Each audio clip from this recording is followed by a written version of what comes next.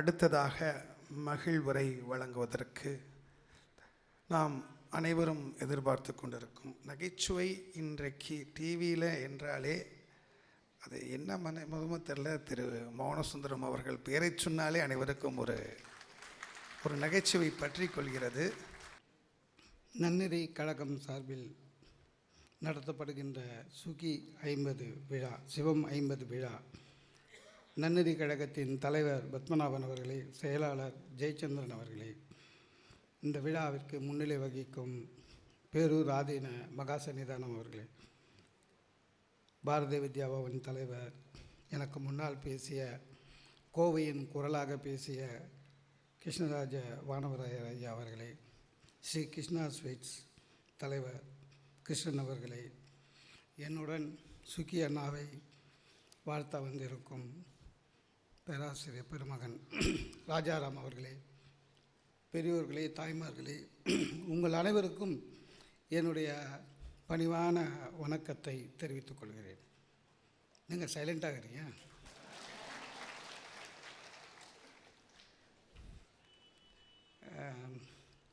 எனக்கு சாதாரணமாக பேச கூப்பிடுவாங்க. 2 விஷயம். தலைப்பு சொல்ல மாட்டாங்க. ஏன்னா அவங்களுக்கே தெரியும் என்ன தலைப்பு கொடுத்தாலும் இவன் பேச போகிறான்னு. ஆனால் இங்கே நம்ம கிருஷ்ணன் சார் சொல்லிட்டாரு, சுகமான சிவம் சுகி அந்த மாதிரியே பேசுங்க அப்படின்னாரு. எவ்வளோ நேரம்னு 5 நிமிஷம் பேசினா போதும்னாரு. என்னை பொறுத்தளவுக்கு சுகமான சுகின்னா எனக்கு சுகம். போன வாரம் அபுதாபி கூட்டி போனார். முந்தா நேற்று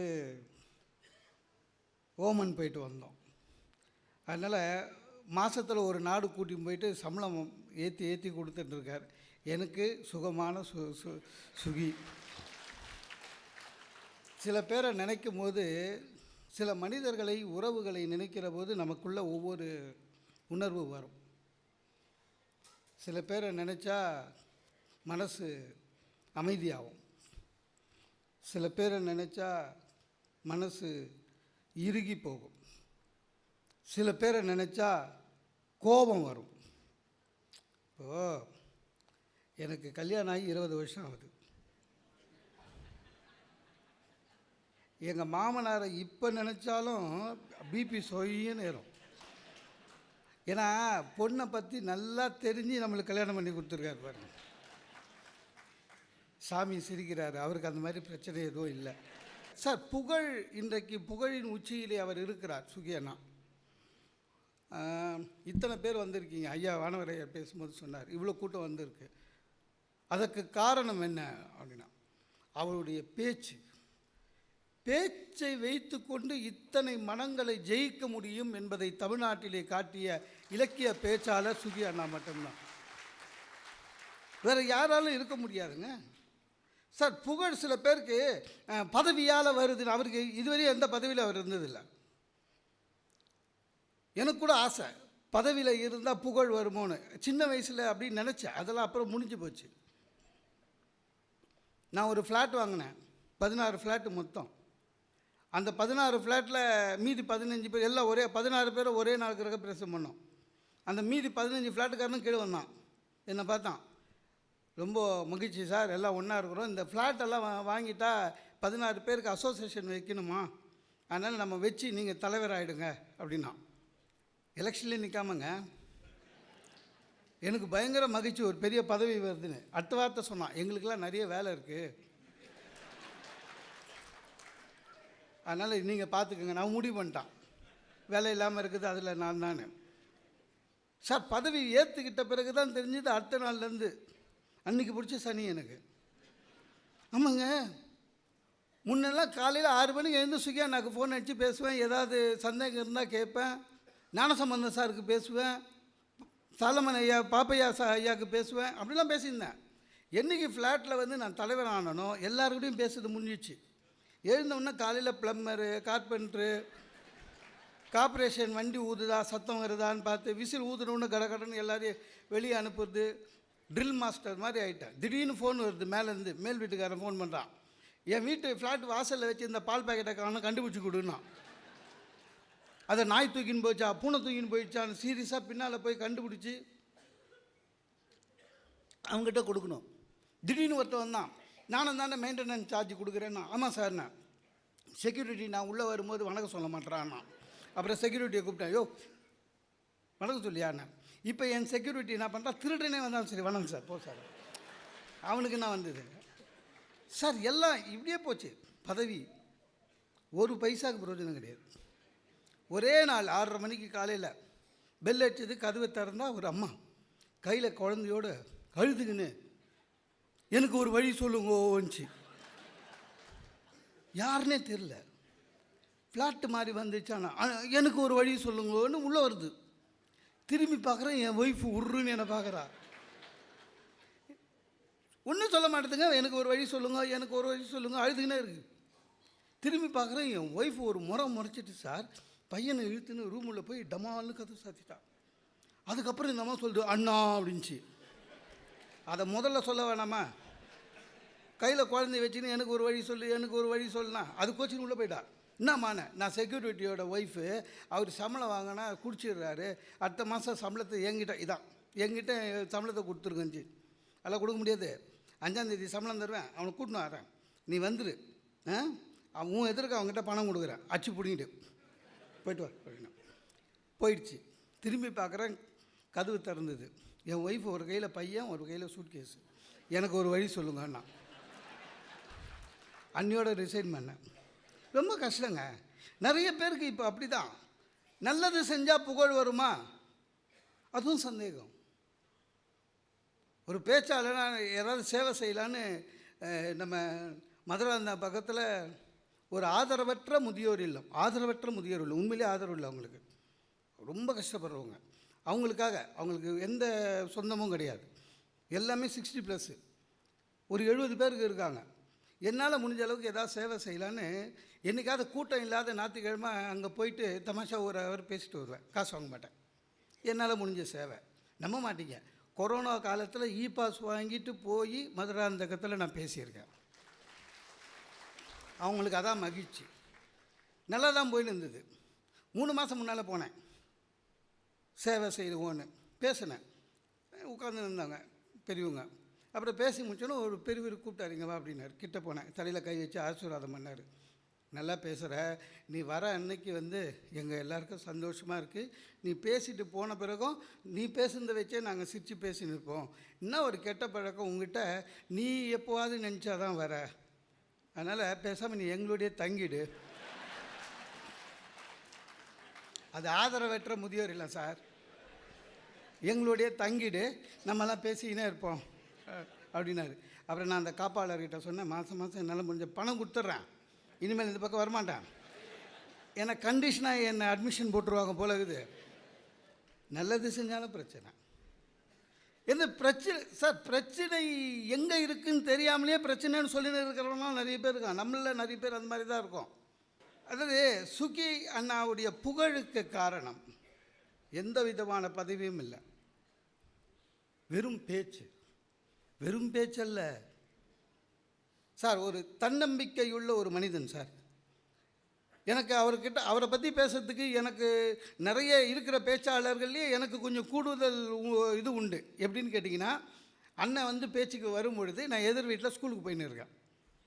2 பேரும் ஒரே தெருவில் இருந்தோம். காலையில் அண்ணன் வாக்கிங் போவாங்க. எனக்கு ஏதாவது பேச்சு போட்டிக்கு தலைப்பு கொடுத்துருந்தாக்கா அண்ணன் கூடயே வாக்கிங் போவேன். தலைப்பை சொல்லிட்டேன்னா அண்ணன் போகும்போது அப்படியே பாயிண்ட்டை சொல்லிக்கினே வந்துடுவார். அன்னைக்கு போய் பேசி ஃபஸ்ட் ப்ரைஸ் வாங்கிடுவேன். அப்படி தான் அப்போத்துலேருந்து அண்ணன் வாக்கிங் போவார். நமக்கு அந்த மாதிரி ஒரு கெட்ட பழக்கம் என்றைக்கும் கிடையாது. வாக்கிங்னா தெரியவே தெரியாது. இப்போ தான் சுகர் வந்ததுனால எங்கள் டாக்டர் சொன்னார், எந்த ஊருக்கு போறியோ அங்கே கொஞ்சம் வாக்கிங் போனார். நான் அப்புறம் சரி தனியாக போகிறது போர் அடிக்குதுன்னு ஒய்ஃபை கூப்பிட்டேன். ஏன்னா 40 வயசுக்கு மேலே எல்லோரும் வாக்கிங் போகணுன்னு சொன்னாங்க. ஒய்ஃப் சொன்னாங்க, என் நல்ல மனசுக்கு ஒன்றும் வராது, நீங்கள் போங்க அப்படின்னாங்க. அவங்க என்ன நினச்சிங்கன்னா, அங்கே வாக்கிங் போகிறவங்களாம் உடம்பு சரியில்லாதவன், மனசு சரியில்லாதவன். ஆனால் நிஜம் சார், வாக்கிங் போகும்போது பீச்சில் பார்க்குறேன் எல்லாம் வெறும் ஜென்ஸு. அதில் சில பேர் நாயை கூட்டின்னு வரான். என்ன சார் நாயை கூட்டின்னு வரீங்க? இது சௌகரியம் சார், கூட பேசாது அப்படின்னா. ஆனால் சுக்கி அண்ணாவுடைய அந்த பேச்சு திறன், ஆன்மீகம், அடுத்த லெவல் மோட்டிவேஷன் ஸ்பீச்சு. சார் என்ன ஒரு ஒரு வித்தியாசமான மக்கள். நடுவராக அவர் இருக்கும்போது எங்களை மாதிரி பேச்சாளருக்கு சுகம்னா அப்படி ஒரு சுகம் சார். எங்களை பொறுத்தவரைக்கும் சுகமான நடுவர் அவர். சில நடுவர் கூட பேசும்போது பயமாக இருக்குங்க. அதுவும் இலக்கியம் சம்மந்தப்பட்டு பேசணும்னு வச்சுங்களேன், சில நடுவர் சும்மா இருக்க மாட்டாங்க. சார் நம்மளே ஒரு 50 பாட்டு கம்பராமாயணத்தில் வச்சுட்டு ஓட்டின்னு இருக்கிறோம் வாழ்க்கையை. எல்லாரும் அப்படிதான் இல்லைண்ணா? நடுவராக நடுவருக்கு மட்டும் நான் 10,000 பாட்டு மனப்பாடம் தெரியுமா? இல்லை, நம்ம 50னா ஒரு 500 அவ்வளோதான். சில நடுவர் இந்த பாடலை விட்டு விட்டீர்களே, அந்த பாடலை விட்டு விட்டீர்களே, சொன்ன பாடலை விட்டுருவாங்க. இதை விட்டுருக்கலாமே, இதை சொல்லியிருக்கலாமே. அதெல்லாம் தெரிஞ்சிருந்தா நான் நடுவராக இருப்பேன்ல.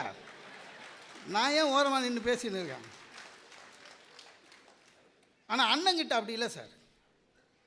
என்னை பேசுகிறவங்களாம் என்னை பாராட்டுறவங்களாம் சொல்லுவாங்க, நீ பேசும்போது உன் பேச்சை விட அவர் சிரிப்பு சத்தம் தான் ஜாஸ்தியாக கேட்குதுன்னு.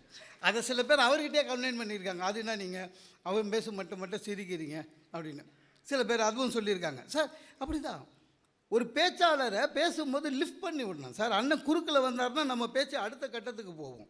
இன்னொன்று எல்லாமே அப்படி தாங்க, எல்லா மனிதர்களுக்கும் அது இயல்பாக வருது. ஒரு முறை ஒரே தலைப்பு சார், ஒரு முறை பேசிட்டோம், 2வது வாட்டி பேசும்பொழுது அதுலேருந்து ஏதாவது ஒன்று வந்ததுன்னா திரும்பி பேசுவோம். ஆனால் அண்ணன் ஃபஸ்ட்டு டைம் கேட்குற மாதிரி ஆச்சரியமாக பேசி அதே மாதிரி சிரிப்பார். அதெல்லாம் தெய்வம் தான் பண்ணும், வேறு யாரும் பண்ண மாட்டாங்க. சில நடுவரை நான் பார்த்துருக்கேங்க, 2வது வாட்டி நம்ம பேசுனது ஏற்கனவே 2வது தான் தெரியும், அடுத்தது அப்படி தான் சொல்கிற நடுவர் இருக்கான். அடுத்ததுன்னுவாங்க. அடுத்தது எங்கே, அவ்வளோதான், எடுத்துன்னு வந்தது முடிஞ்சு போச்சு, அவ்வளோதான். அதாவது ஒரு நல்ல நடுவர், ஒரு நல்ல பேச்சாளர், மோட்டிவேஷன் ஸ்பீச்சோடைய எனக்கு தெரிஞ்சு சார், கோட் சூட் போட்டு மோட்டிவேஷன் பண்ணுறவங்க இருக்காங்க. அதெல்லாம் 1 ஹவருக்கு இவ்வளோ சார்ஜ், சரியா?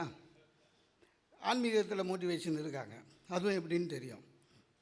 ஆனால் கண் எதிர்க்க இவருடைய பேச்சை கேட்டு திருந்திய மனிதர்களை பார்த்தவன் நான். ஏனென்றால் நான் அவர்கள் உடன் இருக்கிறேன். நாங்கள் அமெரிக்கா ஒரு வருஷமும் போய் ஒரு 1.5 மாதம் தங்குவோம். ஒரு அமெரிக்காவில் ஒரு மீட்டிங் முடியுது. சாதாரணமாக அங்கே எல்லோரும் அண்ணன் காலில் விழுந்து ஆசீர்வாதம் பண்ணுவாங்க. அண்ணன் ஆசீர்வாதம் பண்ணுவார். நான் பக்கத்தில் நின்று இருப்பேன். ஒரு ஹஸ்பண்ட் அண்ட் ஒய்ஃபு 60+ இருக்காங்க. நேராக வந்தாங்க, அண்ணன் காலில் விழுந்தாங்க, எழுந்துக்கல. அப்படி உத்து பார்த்தீங்கன்னா எழுந்தும்போது 2 பேர் கண்ணிலையும் தண்ணி சார். ஆனால் அந்த ஹஸ்பண்ட் சொல்கிறாரு, சார் எனக்கு ஒரு 65 வயசு, இவளுக்கு 63, எங்களுக்கு ஒரு பொண்ணு கல்யாணம் பண்ணி கொடுத்துட்டோம். என்னவோ தெரியல, இந்த ஒரு 5 வருஷமாக எங்களுக்குள்ள ஒரு misunderstanding, miscommunication. So we thought divorce போகலான்னு நினச்சோம். ஆஃப்டர் பொண்ணு மேரேஜுக்கு அப்புறம் எங்களுக்கு அந்த எண்ணம் வந்தது, டைவர்ஸ் போகலான்னு நினச்சோம். பட் லாஸ்ட் வீக் ஒரு லாங் ட்ரைவ் போனோம். அந்த லாங் ட்ரைவில் நல்லதொரு குடும்பம்னு உங்களுடைய கேசட்டை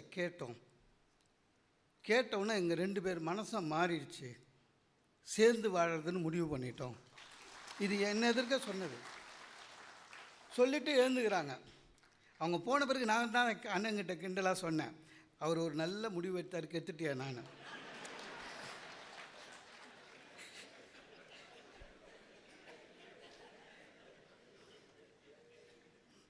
உண்மையிலேங்க எனக்கு ரொம்ப ஆச்சரியமான ஒரு மனிதர். எப்பவுமே அவரோட இருக்கிறதே ஒரு சுகம் சார். எந்த கவலையும் இல்லாமல் இருக்கலாம். இவ்வளோதுக்கு நல்லா பார்த்துப்பார். பேச்சாளர்களை கூட இருக்கிற பேச்சாளர்கள் நல்லா பார்த்துப்பார். அவங்க திரும்பி போகிற வரையும் பார்த்துப்பார். சில நடுவர்கள் மாதிரி மேடையை விட்டு போனவொன்னே கண்ணு இல்லை, நமக்கு ரூம் போட்டாச்சா பார்ப்பார், அவங்கள பார்ப்பார். ரொம்ப ஒரு தன்னுடைய குழந்தைகளை பார்த்துக்கிற மாதிரி பேச்சாளரை பார்த்துருக்க ஒரே நடுவர் இன்றைக்கி இலக்கிய உலகத்தில் சுகி சிவம் ஐயா மட்டும்தான். ரொம்ப பெரிய விஷயம் சார். அந்த மாதிரி யாருக்கும் அந்த மனசு வரவே வராது. நிறைய சார் எல்லா சாமியே சொன்னார், அவர் இங்கே இருக்க வேண்டிய ஆள் இல்லை, ஏதாவது ஒரு ஆதீனகர்த்தாவாக இருந்திருக்கணும், விட்டுட்டு வந்துட்டார். இந்த நாட்டு மக்களுக்கு சேவை செய்யணுன்ற ஒரு எண்ணம் உங்கள் எத்தனை பேருக்கு தெரியும்னு தெரியாது. அண்ணன் இந்து சமய அறநிலைத்துறை உயர்நிலை குழுவில் இருக்கார், சரிங்களா? இன்றைய அளவில் இப்போ கரண்ட் பொசிஷனில் ஏதாவது சேஞ்சு அறநிலைத்துறையில் இருந்ததுன்னா அது அண்ணனுடைய பங்காதான் கண்டிப்பாக இருக்கும். ஏன்னா அண்ணன் மக்களில் ஒருவாக அங்கே பேசுகிறார். ஆனால் எந்த இடத்துலையும் நாங்கள் சில வேறு சிலர் இருந்தால் எனக்கு தெரியும். அது உறுப்பினர் விசிட்டிங் கார்டு, ஒரு 1000 விசிட்டிங் கார்டு அடிச்சுட்டு போகிறவனுக்கெலாம் விபூதி கொடுக்குற மாதிரி என் பேர் சொல்லி போய் இது இலவச தரிசனம், சிறப்பு தரிசனம், என்ன யார்கிட்டையும் சொன்னதே கிடையாது. ரொம்ப பெரிய விஷயம் சார். உதவி செய்வதில் நிறைய பேருக்கு சுகி சிவம் என்பவர் ஒரு பேச்சாளர், மேடையோடு நின்று பேசுகிறார், அவ்வளோதான். ஆனால் அவர் செய்கிற உதவியெல்லாம் நாங்கள் பக்கத்தில் இருந்து பார்க்குறோம். ஒரு சின்ன பொண்ணுங்க பேச்சு பட்டிமன்றத்துக்கு இப்போ தான் வருது. திடீர்னு அது கல்யாணம் ஃபிக்ஸ் ஆகுது. அந்த கல்யாணம் ஃபிக்ஸ் ஆகும்போது அவங்க அப்பா இறந்துட்டார். ஆனாலும் அந்த கல்யாணம் முடியணும்ல, அதனால் அந்த பெண் அண்ணனுக்கு இன்விடேஷன் அனுப்பிச்சு நிலைமையை சொல்லுது. நம்ப மாட்டீங்க, லட்சக்கணக்கில், ஏன்னா ரொம்ப கஷ்டப்படுற குடும்பம். ஒரு மீட்டிங் 2 மீட்டிங் பேசியிருக்கோம். ஆனால் லட்சக்கணக்கில் அந்த பெண் திருமணத்தை முன்னின்று நடத்துகிறாரு. யாருக்கிட்டையும் சொல்கிறது கிடையாது.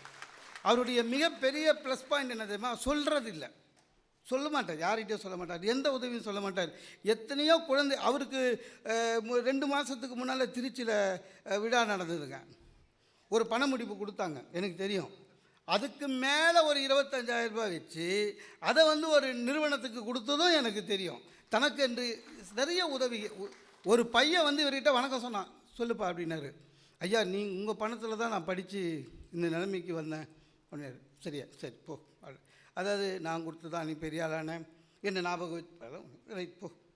அந்த ஒரு எண்ணம் வருவதுன்றது அண்ணனுக்கு மட்டும்தான். இந்த கொரோனா காலத்தில் எத்தனையோ இடங்களுக்கு எத்தனையோ பேச்சாளருக்கு சார் ஒரு அறிஞராக இருந்து முன்னால் ஒரு 40 வருஷத்துக்கு முன்னால் நல்லா பேசிட்டு அதுக்கப்புறம் இப்போ ரிட்டையர்மெண்ட் லைஃப்பில் இருக்கிற எத்தனையோ தமிழ் அறிஞர்களுக்கு அண்ணன் தன்னுடைய கைப்பட உதவி செய்தது எனக்கு தெரியும். ஆக ஒரு மனிதனை நினைக்கும் போது மனம் சுகமாகிறது என்று சொன்னால் என்னை பொறுத்தவரையிலே திரு சொல்வேந்தர் எங்கள் அன்பு அண்ணன் சுகி சிவம் அவர்களை எப்போது நினைத்தாலும் எங்கள் மனம் சுகமாக இருக்கும். சுகமான சுகி சிவம் 100 ஆண்டு வாழ வாழ்த்துக்கள்.